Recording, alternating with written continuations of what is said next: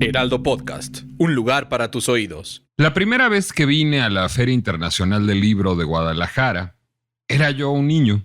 Vine como hijo.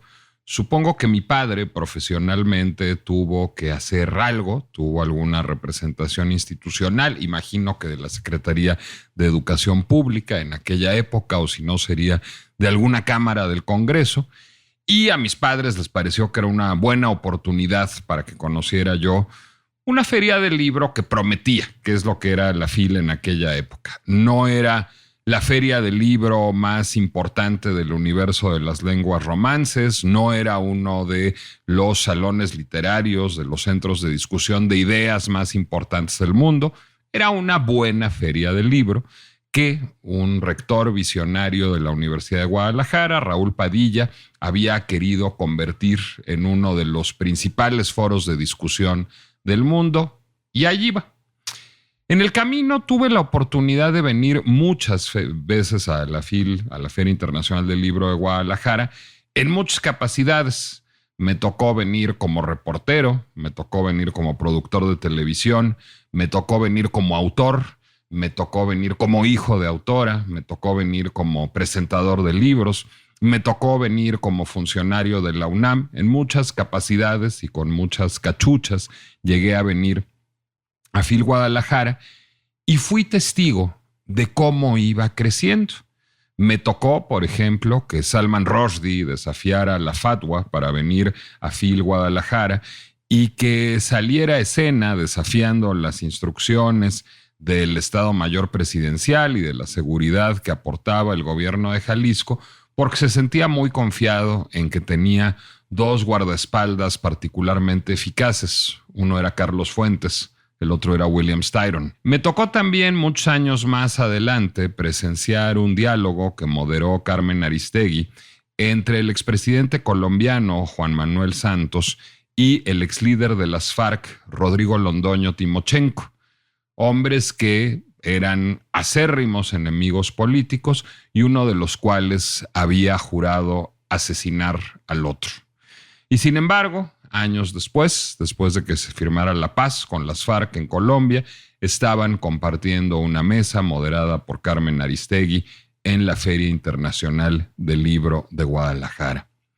Para cuando eso sucedió, yo ya trabajaba para FIL Guadalajara porque hace varios años que formo parte del equipo organizador de FIL Pensamiento. FIL Pensamiento es la parte de FIL Guadalajara, la sección de FIL Guadalajara, que se ocupa de fomentar, de procurar los debates de ideas sobre el mundo que vivimos, el entrecruzamiento de lo social, de lo político, de lo económico, de lo cultural, relacionado con los problemas de las sociedades contemporáneas. Eso es lo que ocupa FIL Guadalajara. Es la sección de FIL Guadalajara en donde se suele dar la pasarela de candidatos a la presidencia cada 6 años. Es la sección a donde suelen venir premios Nobel de Economía o premios Nobel de la Paz con alguna frecuencia. Es la sección de FIL Guadalajara en donde se debaten los grandes temas de la agenda nacional y de la agenda internacional. Para este año teníamos organizado un conversatorio que se llamaba Otras formas de conversar, lo cual no pretendía, digamos, hacer un ejercicio en el vacío, sino hacer un ejercicio que tenía como punto de partida cómo estamos conversando sobre Medio Oriente, cómo el uso de ciertos términos y el uso de ciertos tonos estaba haciendo que nuestras conversaciones sobre Medio Oriente aportaran poco, llegaran a poco, ayudaran en muy poco a tener un mejor entendimiento de lo que allá sucede. El día de ayer, este podcast se estrena en viernes, como siempre la pinche complejidad, el viernes 6 de diciembre. Ayer jueves 5 de diciembre debía tener lugar la primera de las 2 mesas de Otras formas de conversar, moderada por el periodista Leonardo Curcio, con la participación de Maruán Soto Antaki, Adina Chelminsky, Jacobo Dayan y Neif Yeya. Esta mesa no pudo llevarse a cabo. un grupo de manifestantes tomó el auditorio del Hotel Barceló, en donde tenía que llevarse a cabo, coreando consignas, no permitiendo hablar a los ponentes. Jacobo Dayan era el ponente que hablaba en ese momento, y eso redundó en que, por la seguridad de los presentes y para no exacerbar los ánimos, yo mismo, como organizador del evento, optara por invitar a los ponentes a que se retiraran del escenario y a que la Universidad de Guadalajara replanteara la celebración del evento de otra manera. Esta conversación tendrá lugar como un programa especial de Canal 44, la televisora de la Universidad de Guadalajara, que se transmitirá en esta señal y en el canal de YouTube de Canal 44, para también dar una mayor amplitud, no solo a la discusión que pretendíamos tener, sino a la que deriva del episodio, en donde un acto que lo que buscaba era generar un diálogo complejo sobre un tema complejo y las formas de abordarlo, pues simplemente no pudiera tener lugar porque a un grupo de manifestantes le pareció que no debía tener lugar ese diálogo. Tienen razón. Cuando vemos la catástrofe humanitaria que tiene lugar en la Franja de Gaza actualmente, debe suspenderse el diálogo. Ya no hay otras formas de conversar. Ya no hay ninguna forma de conversar. El diálogo es un accesorio, es una frivolidad. O al revés, el diálogo se vuelve más importante que nunca cuando estamos ante una invasión por parte de un Estado-nación a un territorio que no tiene ese estatuto y por parte de actos terroristas de un grupo que emerge de ese territorio, perpetrados en contra de ciudadanos, en contra de civiles de aquel Estado-nación. ¿Cómo logramos seguir hablando de Medio Oriente? ¿Cómo logramos que sirva de algo lo que decimos? ¿Cómo respetamos el legítimo derecho a protestar, a cuestionar, a visibilizar, con el legítimo derecho a dialogar, a debatir, a pensar? Esa es la pinche complejidad de la importancia o la obsolescencia, a saber, del diálogo en, acaso, los tiempos más tensos y más proclives al disenso de la historia de la humanidad.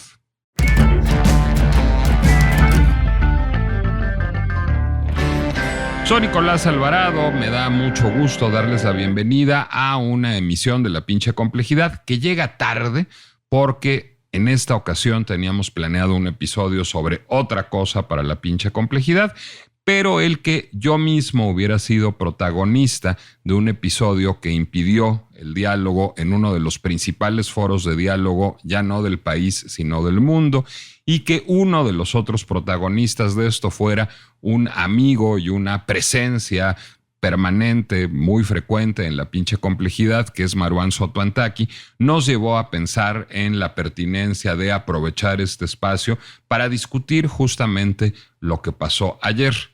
Maruán no solo fue un participante de esta mesa, sino fue, junto con Adina Chelminsky, el principal animador de la idea de que se realizaran estos foros. Maruán y Adina me invitaron a comer un día en mi carácter de integrante del equipo de Fil Pensamiento y me propusieron hacer estos foros. Maruán, yo creo que la pregunta que se impone es: ¿por qué Adina y tú pensaron juntos cualquier cosa? Quizás esa es la primera pregunta. ¿Por qué esa y por qué la trajeron a Fil Guadalajara? Querido Nicolás, muchas gracias. Sí, efectivamente lo de ayer fue una pena, ¿no? Y a ver, voy a tratar de responder por partes. La primera, la inmediata, tu pregunta: ¿por qué no estamos de acuerdo, Adina y yo? Por eso lo trajimos juntos. Porque creo que, y estoy convencido, que si solamente vamos a sentarnos a hablar con quienes piensan igual que nosotros, pues tenemos el espejo, ¿no? Pero con el espejo no se discute. Uno solo discute con quien puede no estar de acuerdo con el objetivo, no necesariamente de que entonces después se esté, sino de llegar a un pequeño consenso de ciertos elementos más grandes que las propias diferencias, con la intención de llegar a un fin. Eh, Te tengo también que responder un poco a una de, de tus preguntas intermedias en la presentación, si se puede o no se puede dialogar. Por vocación, por oficio y por convencimiento a partir de ser como muchos testigos de la tragedia. Estoy convencido que solamente a través del diálogo vamos a poder solucionar ciertos episodios de estas tragedias.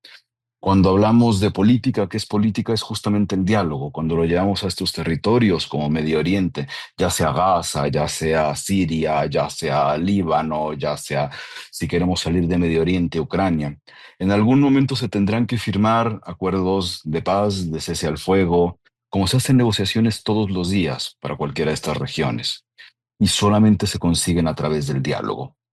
Si creemos en términos políticos o en los terrenos políticos que el diálogo es accesorio, si creemos que ya no se puede dialogar, lo único que queda es entonces asumir la ley de la selva. Y con el refinamiento de nuestras capacidades violentas puede pasar muy poco tiempo para que terminemos de destruirnos. ¿Por qué entonces proponíamos ese diálogo con la intención de parar un poco el delirio antes de que eso ocurre? ¿Por qué? Porque en el caso de Gaza, en el caso de Palestina históricamente, importa lo que ocurre ahí, pero también importa lo que ocurre afuera, es decir, cómo hablamos de, cómo vamos rompiendo límites y cómo se van aceptando ciertos radicalismos dependiendo de las filiaciones de cada quien. Y principalmente yo, y encontré un diálogo en ese momento, en este caso con Adina, creíamos que se tenía que poner un alto a esto antes de que se saliera de control como terminó por salirse. Eh, ¿Qué es lo que sucede un poco en la conformación de esta mesa que también responde un poco por qué nos acercamos y por qué creo que tú, junto con la Phil Pensamiento, Phil Guadalajara, al final terminaron por abrazar un poco y organizar esta idea? Porque también el decir que el diálogo se necesita tiene ciertos límites.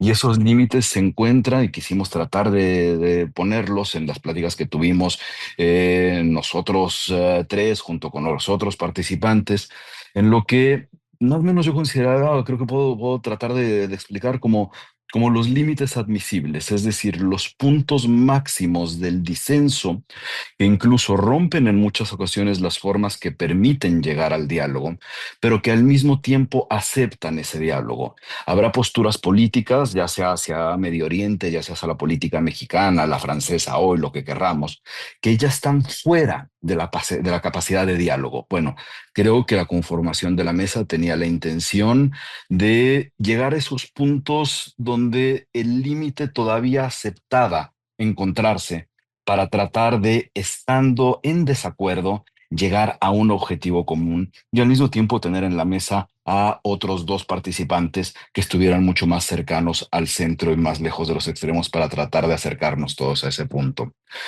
¿Qué es la parte que se hace dramática de lo que ocurrió ayer? No solamente es del no poder hablar de Medio Oriente. Eh, Quienes tenemos la vida hablando de Medio Oriente sabemos que muchas veces ocurre. Para mí, una de las cosas más graves es pensar en dónde sucedió lo de ayer, es decir, en la FIL Guadalajara, en el espacio del diálogo, en una universidad. Al menos yo considero que la universidad en general es el último espacio medianamente civil de la vida adulta en el que uno puede discutir con seguridad las cosas.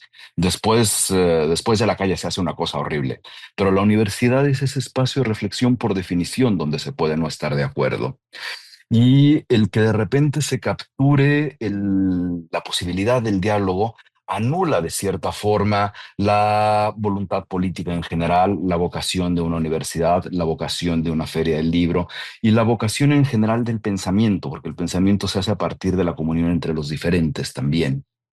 Al mismo tiempo, hay un cierre dentro de los eventos que pasaron ayer para tratar de dar un poco más de contexto, después de que tomas la decisión de que había que salir de ahí por la garantía de seguridad. Eh, por lo menos dos, Y ¿no? porque También. ya no servía nada lo que podíamos No, hacer ahí, Maruán. no. Es decir, pues digo, relato cómo sucedió. Mm, Jacobo Dayan estaba tomando la palabra. Por cierto, Jacobo Dayan de todos quienes participaban en esta mesa, es el que tiene una postura más cercana, digamos, a las causas que abrazaban los manifestantes. Es decir, Jacobo Dayan se ha manifestado de manera muy vigorosa por la defensa del territorio de Gaza, por la defensa de un Estado palestino. Jacobo Dayan ha problematizado el uso de la palabra genocidio, pero no lo ha negado. Es decir, es alguien que está mucho más cerca que Adina o incluso que tú de las reivindicaciones de los manifestantes. No lo dejaron hablar. Junto con Efyeya, ¿no? Sí, no lo dejaron hablar. Entonces, a partir de esto, pues cualquier intento de Jacobo, o mío, o tuyo, o de Leonardo Curcio, tú hablaste en árabe, caía sobre oídos sordos, es decir, no nos iban a permitir hablar. Curiosamente, la única que ni siquiera lo intentó fue Adina. Entonces, era un poco absurdo. Lo único que seguía era, digamos, o retirarnos o pedir que se retiraran. Pedir que se retiraran hubiera sido claramente un acto represor. Entonces no nos quedaba más remedio que retirarnos nosotros. Y después de la retirada, creo que primero fue Naif y yo, luego también estaba Jacobo ahí, tratamos de acercarnos a dialogar con los chicos. Un poco a partir justo de estas posibles coincidencias, ya sea del idioma, ya sea de lo cultural, ya sea de lo político. Y ya casi al final de este intento de diálogo, fuera del diálogo con ellos, una de las más vocales, si no la más vocal de las manifestantes, empezó a platicar conmigo con algo que creo que encapsula todo lo que vamos a poder hablar alrededor de esto. Cuando me insiste en que el diálogo no sirve de nada y me pregunta si creo que es posible que el diálogo sirva de algo.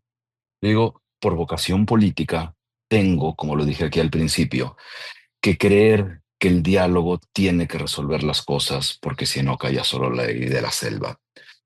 Y ahí insistió que el diálogo no es posible, que no sirve de nada dialogar. Bueno, si la postura es esa, si de nada sirve nada dialogar, pues entonces podemos cerrar prácticamente todos los espacios y volver al sectarismo más fuerte.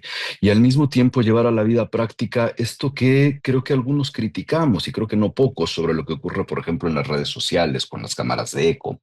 Entonces, si hacemos de nuestra vida ya presencial cámaras de eco, si solamente hablamos con los que creemos que van a refrendar nuestro discurso, si solamente estamos dispuestos a solucionar los problemas a partir del no diálogo, pues no vamos a resolver absolutamente nada, pero no solamente es Gaza. Medio Oriente tiene, si queremos verlo desde esos términos, la ventaja de que lo extremo lleva a servir para ejemplificar el resto de las cosas. Pero qué tanto este mismo espíritu se toma en la política mexicana, sobre la reforma judicial, sobre la llegada de Trump, sobre el fracaso de Macron en Francia. Bueno, si ese es el zeitgeist, como tú lo has dicho muchas veces, creo que no estamos viviendo uno de nuestros mejores tiempos, porque renunciamos entonces al aprendizaje de prácticamente toda nuestra historia. Déjame ser optimista y déjame ser pesimista, porque creo que caben ambas cosas. Primero voy a ser pesimista porque me gustan los finales felices. A ver, el pesimismo, y es algo que ayer, digamos, en la glosa de lo que sucedió, hablábamos varios de quienes ahí estamos, tendría que ver con una suerte de cambio de paradigma generacional en donde posiblemente anidara esa negativa al diálogo. Y voy a traer a cuento un asunto muy reciente relacionado con un desplegado que, por cierto, yo firmé y tú no firmaste. Creo que no te invitaron a firmarlo, de hecho, y valdría la pena o no discutir si lo hubieras firmado o no, pero el caso es que yo firmé el desplegado que se convocó para objetar la ruptura de relaciones del Colegio de México con la Universidad Hebrea de Jerusalén. Lo cual no supone un espaldarazo a todos y cada uno de los actos que hace la Universidad Hebrea de Jerusalén. Difícilmente podría yo dar un espaldarazo a todos y cada uno de los actos celebrados por la Universidad de Guadalajara, para la que trabajo, por el Heraldo, para el que trabajo, o por la UNAM o por Televisa cuando trabajé ahí. Simplemente me parecen instituciones respetables, instituciones jurídicamente de derecho e instituciones que son atendibles y con cuya voz vale la pena dialogar. Eso es todo lo que supone, digamos, entablar el diálogo con alguien. Es reconocer su existencia y admitir que esa existencia da para escuchar y para disentir. Bueno, lo que se objetó a muchos de quienes firmamos ese desplegado, y por cierto, entre los abajofirmantes de ese desplegado hay muchas personas con las que no estoy de acuerdo, a las que no respeto y que no me caen bien, pero coincidimos en esa idea en particular. Lo que se nos objetó es que nosotros estábamos siendo cómplices del genocidio en Gaza al postular que debía continuarse el diálogo con una institución académica del Estado israelí. Bueno, creo que ahí hay un cambio de paradigma, es decir, creo que para la generación que viene abajo de nosotros hay una idea de es inconcebible dialogar con quien es distinto a nosotros porque nos parece moralmente inadmisible y debe ser negado. Es decir, hay una suerte de disenso performativo. Como estoy en desacuerdo contigo, no te voy a ver, no te voy a oír, no te voy a dar un asiento en la mesa. ¿Tú coincidirías con ese diagnóstico que ayer muchos postulamos, que es hay un cambio de paradigma generacional? Porque eso sí sería pues, particularmente peligroso, creo. A ver, creo que en parte sí lo hay, creo que habría que desglosarlo un poco más, sobre todo porque reconozcamos lo querido Nicolás, tú y yo ya estamos un poco viejos y tenemos más de una generación abajo de la nuestra. ¿Correcto? Entonces hay una generación, quizá la inmediata inferior a nosotros, donde es muy posible que sí vea una negativa general al diálogo. No sé si eso tenga que ver con el uso de tecnologías, con justo esta creación de cámaras de eco y criarse bajo esas cámaras de eco. No lo tengo claro. También creo, y un poco se lo digo por oficio y por, qué sé yo, el último libro, el que platicamos en este programa mío, donde justo estaba dirigido a jóvenes, que jóvenes que estén alrededor de los 18, 16, incluso hasta los primeros 20, ya encuentro algo distinto a la generación inmediata arriba, es decir, en los más jóvenes veo más capacidad de intención de diálogo que en los que están en medio de ellos y nosotros. Sí quisiera explicar un poco lo del desplegado este del Colmex, que va en contra del Colmex, que criticaba la ruptura de relaciones del Colmex con la universidad en Israel. Porque sí, efectivamente, yo no lo firmé y en principio te tendría que decir la razón más básica por la que no lo firmé. Y es porque no fui invitado junto con otras voces árabes o identificadas como árabes en la arena pública relacionada con Medio Oriente. Y justo dentro del marco de la Feria del Libro tuve posibilidad de reclamarle a una de las organizadoras de que justamente decidieron no convocar a voces árabes. De manera que hicieron un ejercicio de cierta forma en el espíritu, evidentemente no en la acción, en el espíritu muy similar a lo que nos ocurrió el día de ayer en el Foro de la FIL de Guadalajara. Es decir, solo convocamos a quienes piensan que son como nosotros, con los que vamos a estar de acuerdo. En ese caso, no sé si fue con quienes estamos seguros que nos van a decir que sí van a firmar, ¿no? O con quienes creemos que hay más posibilidades de que firmen. Y repetimos ese mismo espíritu en dos generaciones, sí, posiblemente la que está abajo nuestro, pero también la que está entre nuestros pares y gente aún mayor, ¿no? Por eso el espíritu de los tiempos resulta que es un poco más generacional y quizá tenga que ver con otros elementos que incorporan el desarrollo de la política en general en Occidente, como podríamos ver con la llegada de Trump y que de repente hay una decantación por cosas que no tienen tampoco mucho sentido desde el terreno de los códigos primarios con los que podemos entendernos. ¿Qué quiero decir con esto? Quiero decir que también hay otro elemento que es el creer las cosas que a uno le sirven nada más de una forma como no había pasado. Dentro de las consignas que empezaron a decir después de que nos retiramos del foro, empezaron a repetir, por ejemplo, que jamás no era una organización terrorista, que jamás eran estudiantes defendiéndose. Recuerdo al principio del conflicto, no me recuerdo en este momento la voz, uno de los mayores historiadores palestinos, que le criticaba a Hamás el haber tirado a la borda después del 7 de octubre los esfuerzos de reconciliación y de construcción de coexistencia que se habían dado con muchísimos fracasos hasta ese momento desde los acuerdos de Oslo.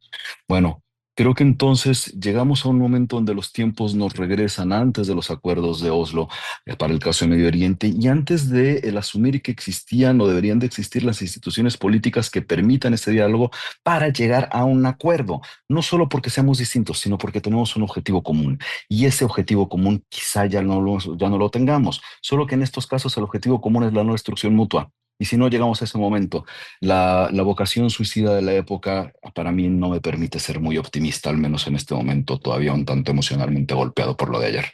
déjame ser optimista y va a ser un optimismo un poco torcido el mío. Ayer no pudieron hablar ustedes, Leonardo, Adina, Neif, Jacobo y tú, frente a las 400 personas que estaban reunidas en el auditorio del Hotel Barceló y frente a los miles de personas que hubieran visto esta mesa en el canal de YouTube de Phil Guadalajara. El canal de YouTube de Phil Guadalajara tiene poco menos de 30,000 suscriptores. Eso no sucedió. Sin embargo, tú y yo estamos teniendo esta conversación en un podcast del Heraldo. Y Leonardo Curcio y Jacobo Dayan tuvieron esta conversación en el noticiario de Radio Fórmula de Leonardo.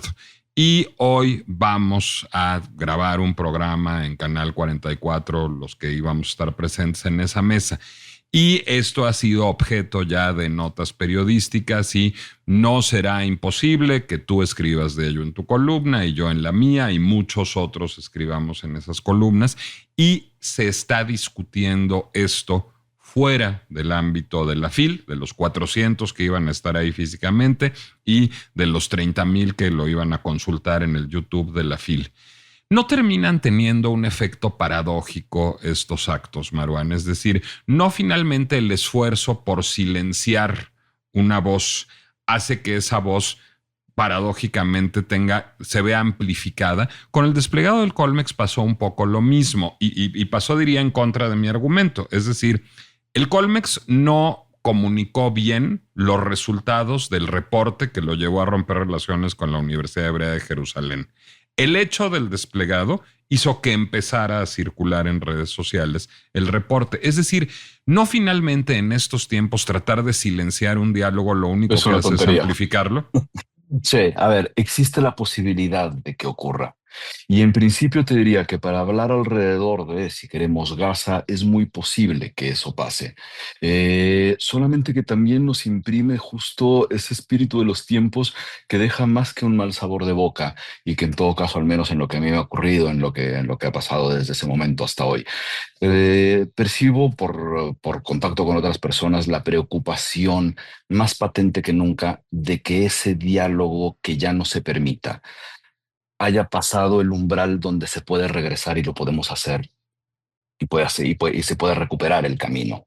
Una preocupación generalizada me ha tocado registrar donde se dice, ok, ¿qué hacemos entonces si sí llegamos a ese punto donde ya no se puede discutir? ¿Cómo recuperas ese espacio, no?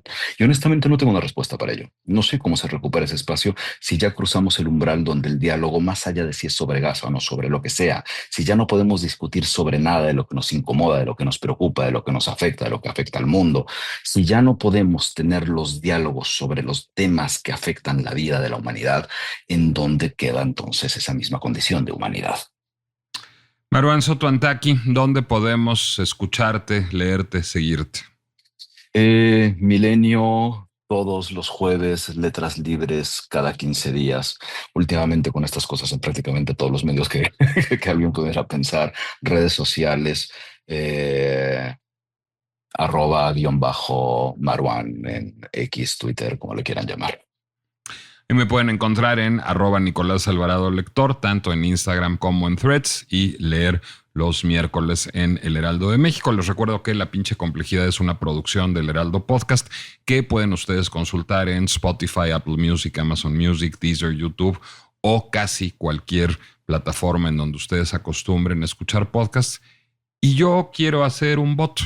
Yo hago un voto porque hayan estado en desacuerdo con muchas de las cosas que dijimos hoy, con que a pesar de ello se hayan mantenido escuchando hasta el final y con que podamos discutirlas de manera civilizada, en línea, en red, con que encontremos otras formas de conversar. Hasta la próxima.